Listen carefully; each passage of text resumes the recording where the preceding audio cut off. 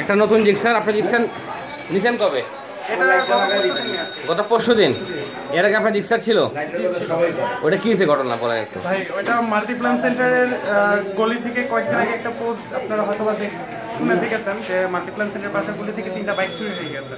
তো ওর মধ্যে একটা R15 ছিল, একটা জিক্সার ছিল, ওটা আমার ছিল, আর একটা সিবিজেড এক্সট্রিম ছিল।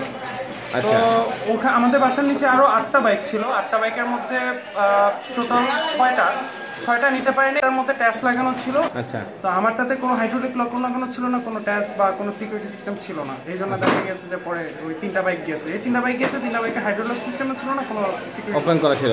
আর আর যেটার মধ্যে ট্যাকটিক্যাল লাগানো ছিল ওটা কি ঘটনা হয়েছে? ওটা হচ্ছে ওই পিছনে একটা লাইট জ্বলে, প্রবাবলি ওইটা দেখে ওরা ধরেই নেই, এই জন্য ওটা অ্যালার্মও বেজে ওঠে নাই। আচ্ছা, এই জন্য আপনি লস হয়ে গেল বিরাট না? সিরিয়াস লস হয়ে গেছে, রিকভার করা